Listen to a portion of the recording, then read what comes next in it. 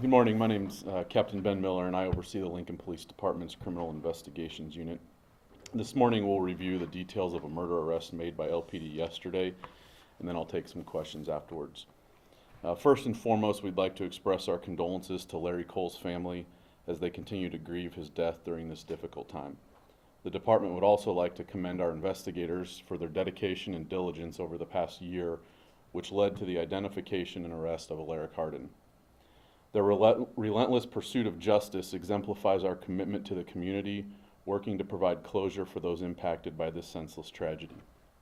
On Thursday, LPD made an arrest in the death of 76-year-old Larry Cole, who was found deceased in his home in December of 2023. Investigators arrested 46-year-old Alaric Hardin for first-degree murder and use of a deadly weapon to commit a felony at the Lancaster County Jail, where he was already in custody on unrelated charges. This all stemmed from an incident on December 19th, 2023, when LPD responded to the area of New Hampshire Street and North 12th Streets for a check welfare of Mr. Cole. The front door was found barricaded with a strong odor of natural gas coming from inside the residence. Officers requested assistance from the Lincoln Fire Department, and when they arrived, they did enter the home and found Mr. Hardin inside. He was taken to a hospital for natural gas exposure, and they also located Cole's body in the living room, where it appeared he had been deceased for several days. An autopsy determined Mr. Cole's cause of death to be stab wounds to the head, neck, and torso, along with blunt force trauma to the head. During the investigation, the state crime lab determined that a knife found next to the kitchen sink had both the victim and the suspect's DNA on it, and the blade also had the suspect's DNA on the handle. And with that, I would take any questions. So were there signs of forced entry into the house, or was this something where Mr. Cole allowed Hardin to come in and stay with him at this point? Yeah, I wouldn't say that there were signs of forced entry. There was some indication that Mr. Cole would allow some people to stay at his house on occasion, so that's likely what had happened, at least initially. Is there any relation between Hardin and Larry Cole? None that we've found at this point, no, other than being in that same house together. Why wasn't a charges brought forth earlier if you had the DNA on, from the suspected murder weapon, early on? Yeah, so that process took a while to get those results. They weren't available initially. It was well into the investigation before we got those, and then just through some of the process that Mr. Hardin was going through within the jail system itself was kind of part of that delay, and it was at this point here recently that we got to that point where we could make that arrest. What was happening that caused the delay to move forward? Well, part of it was just the time it takes to get those results from the state lab.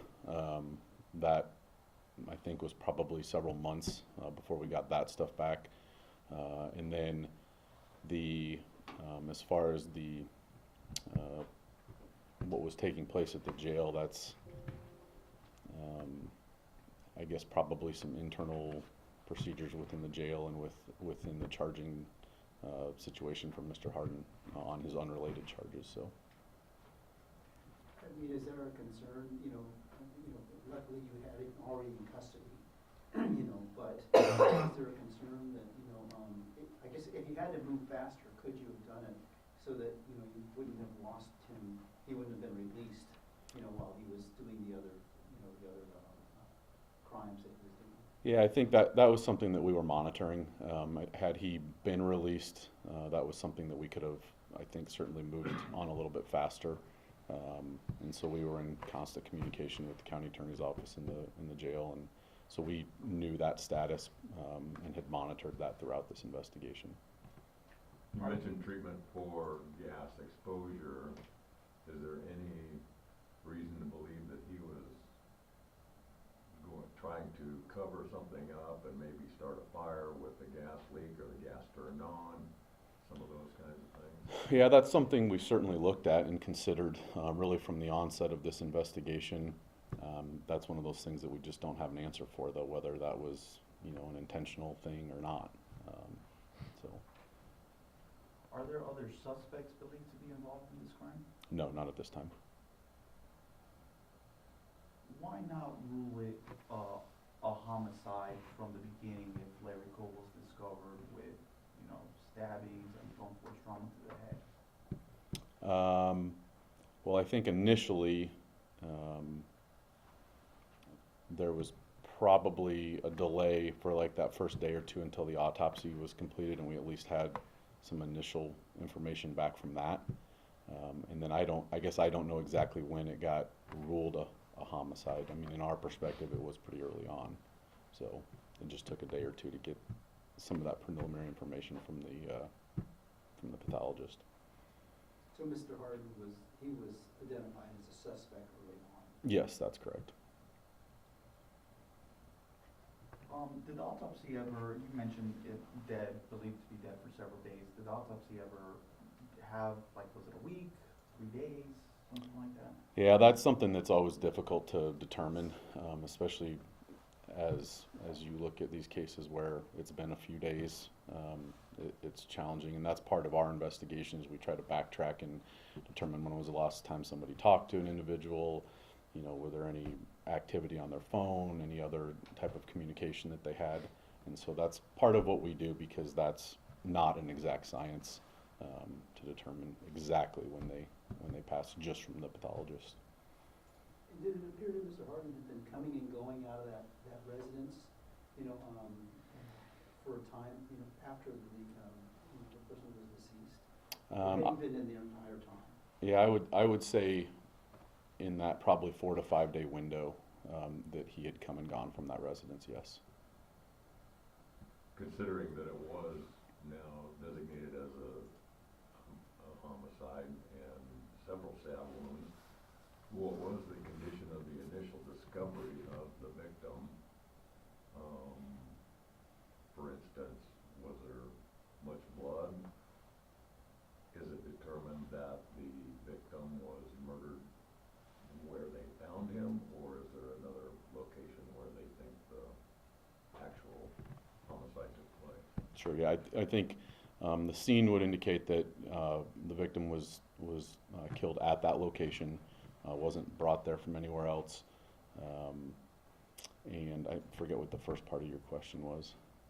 Well, just the appearance of the initial discovery, was there a lot of blood?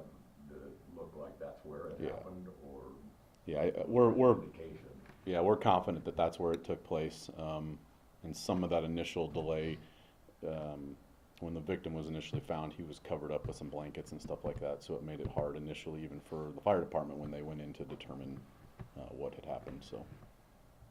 And do you have any indication of maybe what led up to, you know, this situation? Yeah, that's one of the things that we're still looking for answers for. We've, I guess, not been able to really talk with Mr. Harden to get some of those answers, but certainly would like to know that. There's no witnesses that you know of or anything like that might have seen any of this? Yeah, not to the actual event, and at least not that we're aware of or have any indication of at this point. So would Larry Cole let, I don't know, random people or maybe people he wasn't very familiar with stay at his home? Is that a thing? I would say that he had let people stay there before, yes. To what level of familiarity he had with those people, I don't know that. But yeah, he had let people stay there before.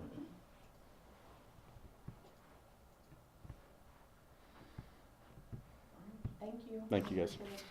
Thank you. Thank you.